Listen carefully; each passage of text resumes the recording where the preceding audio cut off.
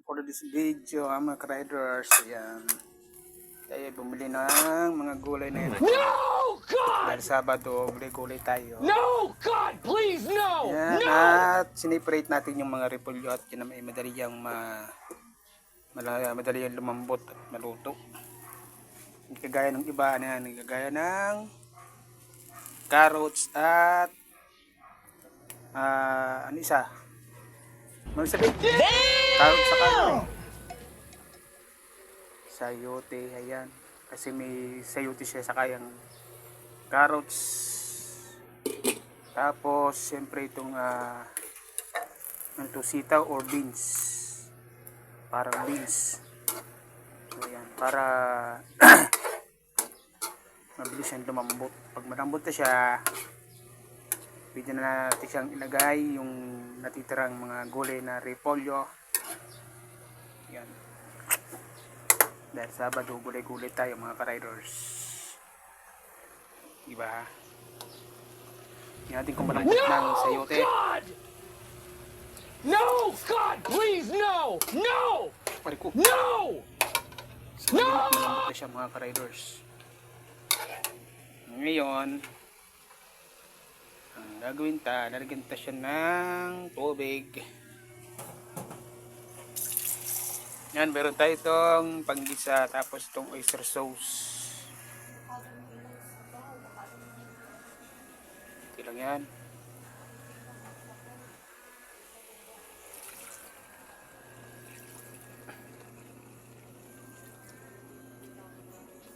Yan mga riders, oh.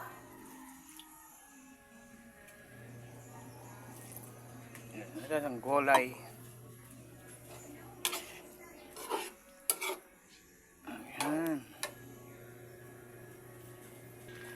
Ayan, ating siya na ating ginisa mix ng may lasa na siya. Yan.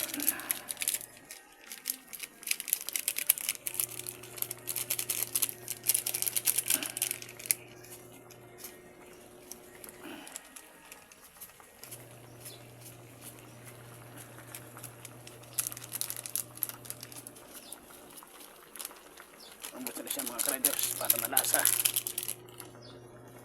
Yan. O, diba?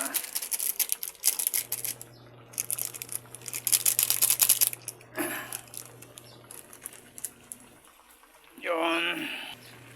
Yan, para mas lalo siyang sumarap mga ka-riders. So, ilagyan na natin itong oyster sauce niya. Diba? Tapos lagyan natin siya ng kunti pang tubig at siyempre lalagyan natin yung mga repolyo. Yan. Dami tayo yung panlahong pagpalasa. Kaya magtitipid para masarap. Oh, di ba?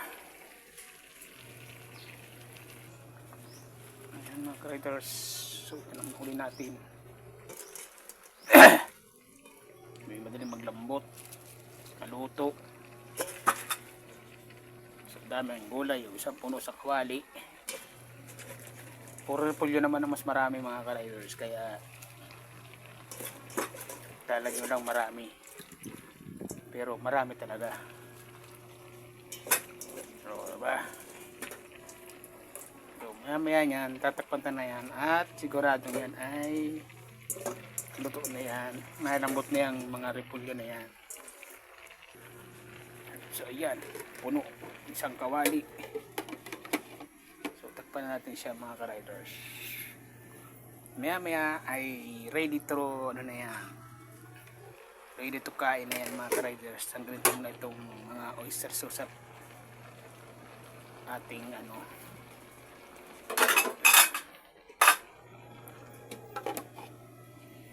Oo, isang puno. Pero pag yun naman ay naluto na, mabagsak na yan, mababa na yan. Alright.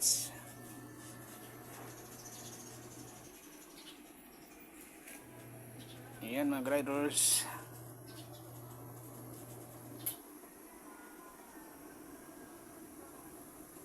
Ayan mga riders, at yan finish yung ating bagong recipe ngayon na ano, ginisa ng mga gulay na ano with ano to, lahok natin ng pinaritong isda. Ayun, so ayan, dito na mga ka-riders. Uy, wala na pala, pati na yung apoy. Sige nga ka-riders, kami ay kakain na kasi nga alas 12 na at tayo ay magbabalik kalsada na naman after ng ating lunch. Bye bye mga ka-riders, hanggang sa muli. Maraming salamat po. See you next vlog. For this video mga ka-riders, ayan, tayo bumili ng mga gulay na yan. Dahil Sabado, gulay-gulay tayo. Ayan, at siniparate natin yung mga repolyo at yun na may madali yung lumambot at maluto. Hindi kagaya ng iba na yan, kagaya ng carrots at ano isa? Ano sabi?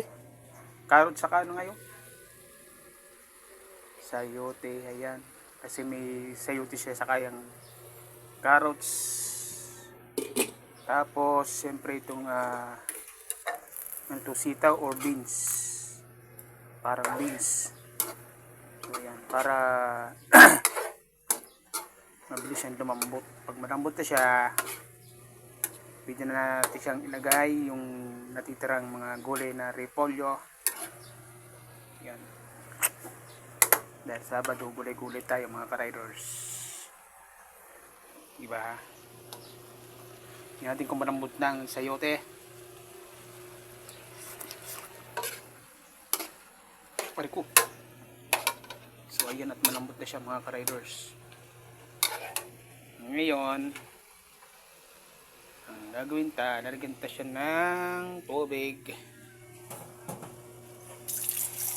Yan, meron tayo itong panggisa, tapos itong oyster sauce. Ito lang yan.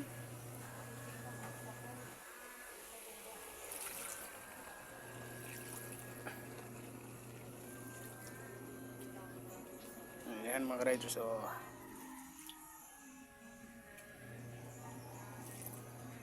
ito ang gulay.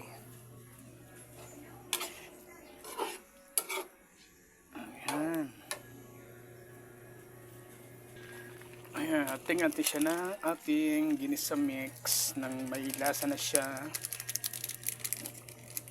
Ayan.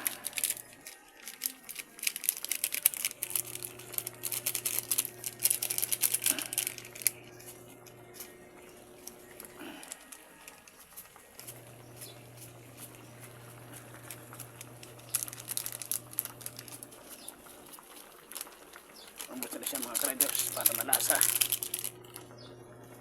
Yan. Diba?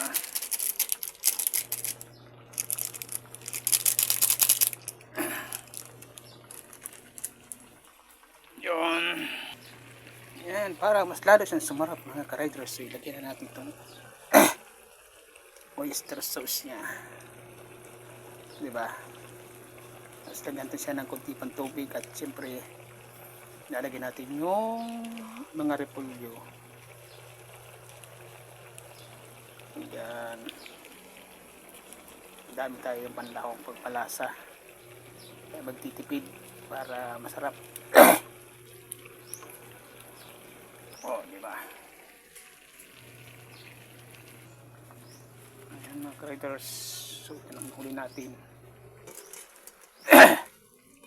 May madaling maglambot, maluto. So dami ang gulay, yung isang puno sa kawali. Puro repolyo naman ang mas marami mga ka-riders, kaya talagyan lang marami, pero marami talaga.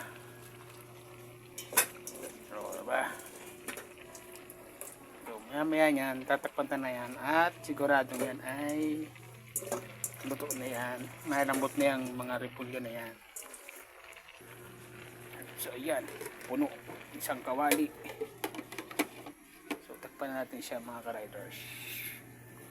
Maya maya ay ready to ano na yan, ready to kain na yan mga ka-riders. Ang ganito na itong mga oyster sauce at ating ano.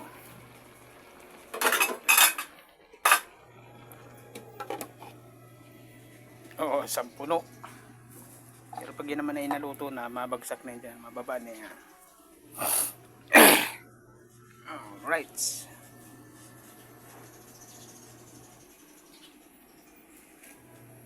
Ayan mga riders.